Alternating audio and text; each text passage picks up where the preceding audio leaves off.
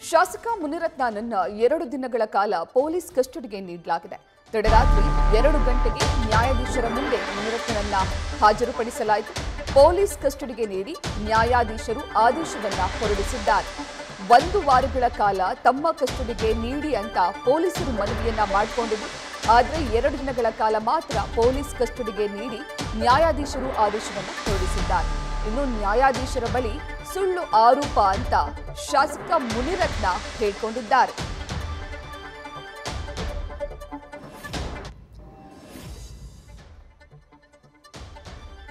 ಈ ಬಗ್ಗೆ ಹೆಚ್ಚಿನ ಮಾಹಿತಿಯನ್ನ ನೀಡ್ತಾರೆ ನಮ್ಮ ಪ್ರತಿನಿಧಿ ಸಂದೇಶ್. ಶಾಸಕ ಮುನಿರತ್ನನನ್ನ 2 ದಿನಗಳ ಕಾಲ ಪೊಲೀಸ್ ಕಸ್ಟಡಿಗೆ ನೀಡಲಾಗಿದೆ. ಈ ಬಗ್ಗೆ ಹೆಚ್ಚಿನ ಮಾಹಿತಿಯನ್ನ ನೀಡೋದಾದ್ರೆ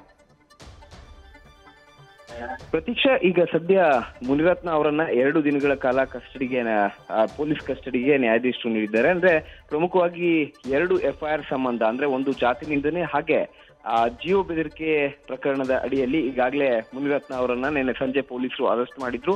ಅದಾದ ಬಳಿಕ ನಿನ್ನೆ ರಾತ್ರಿ 3 ಗಂಟೆ ಸುಮಾರಿಗೆ ಅವರನ್ನ ಯಲಹಂಕದ ಶ್ರೀನಿವಾಸಪುರದಲ್ಲಿರುವಂತಹ ನ್ಯಾಯಾಧೀಶರ ನಿವಾಸದ ಮುಂದೆ, ಅಂದ್ರೆ 82ನೇ ಜನಪ್ರತಿನಿಧಿ ವಿಶೇಷ ನ್ಯಾಯಾಲಯದ ನ್ಯಾಯಾಧೀಶರಾದಂತಹ ಸಂತೋಷ್ ಗಜಾನನ ಭಟ್ ಅವರ ಒಂದು ನಿವಾಸಕ್ಕೆ ಹಾಜರುಪಡಿಸಿದಂತ ಸಂದರ್ಭದಲ್ಲಿ ಈ ಒಂದು 2 FIRಗೆ ಸಂಬಂಧಪಟ್ಟಂತೆ ವಿಚಾರಣೆಯನ್ನ ನಡೆಸಿ 1 ವಾರಗಳ ಕಾಲ ಕಸ್ಟಡಿಗೆ ಕೇಳಿದ್ರು ಪೊಲೀಸರು.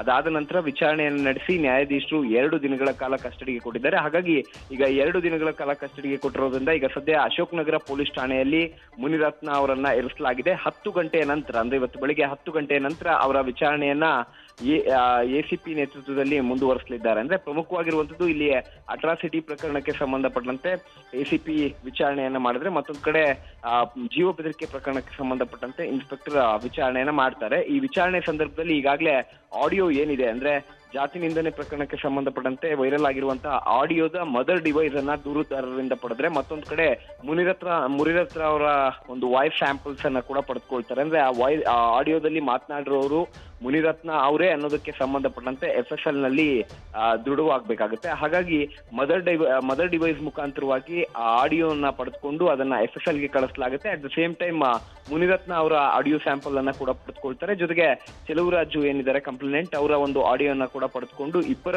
ಆಡಿಯೋ ಸ್ಯಾಂಪಲ್ಸ್ ಅನ್ನ ಕೂಡ ಕಳಿಸಿ ಅಲ್ಲಿ ಮ್ಯಾಚ್ ಮಾಡಲಾಗುತ್ತೆ. ಅಂದ್ರೆ ಈ ಒಂದು ಆಡಿಯೋದಲ್ಲಿ ಮಾತನಾಡಿರೋದು ಮುನಿರತ್ನ ಅವರೇ ಅನ್ನೋದಕ್ಕೆ ಸಂಬಂಧಪಟ್ಟಂತೆ ಅಲ್ಲಿ FSL ನಿಂದ ವಾಯ್ಸ್ ಸ್ಯಾಂಪಲ್ಸ್ ಮುಖಾಂತರವಾಗಿ ಅದನ್ನ ಮ್ಯಾಚ್ ಮಾಡಲಾಗುತ್ತೆ. ಮ್ಯಾಚ್ ಮಾಡಿ ಅದಾದ ನಂತರ ರಿಪೋರ್ಟ್ ಅನ್ನ ಪಡೆದುಕೊಳ್ತಾರೆ. ಈಗ ಸದ್ಯ ACP ನೇತೃತ್ವದಲ್ಲಿ ಆ ಒಂದು ಆಡಿಯೋಗೆ ಸಂಬಂಧಪಟ್ಟಂತೆ ಯಾವಾಗ ಮಾತನಾಡಿದ್ದು, ಜೊತೆಗೆ ಚೆಲುವರಾಜ್ ಅವರು ಯಾವಾಗಿಂದ ಪರಿಚಯ, ಜೊತೆಗೆ ಯಾವ ವಿಚಾರವನ್ನ ಮಾತನಾಡುವಂತ ಸಂದರ್ಭದಲ್ಲಿ ಈ ರೀತಿ ಜಾತಿ ನಿಂದನೆಯನ್ನ ಮಾಡಿದ್ದೀರಿ ಅಂತ ಹೇಳಿ ಈ ಒಂದು ವಿಚಾರಕ್ಕೆ ಸಂಬಂಧಪಟ್ಟಂತೆ ಮುನಿರತ್ನ ಅವರಿಂದ ಕ್ಲಾರಿಫಿಕೇಶನ್ ಪಡೆಯುವಂತ ಕೆಲಸವನ್ನ ಪೊಲೀಸರು ಕೂಡ ಮಾಡಲಿದ್ದಾರೆ. ಪ್ರತೀಕ್ಷಾ, ಥ್ಯಾಂಕ್ ಯು ಸಂದೇಶ್, ತಮ್ಮೆಲ್ಲ ಡೀಟೇಲ್ಸ್ಗಾಗಿ. ನ್ಯೂಸ್ ಫಸ್ಟ್ ನಿರ್ಭೀತಿಯಿಂದ ನಿಮ್ಮ ಪರವಾಗಿ.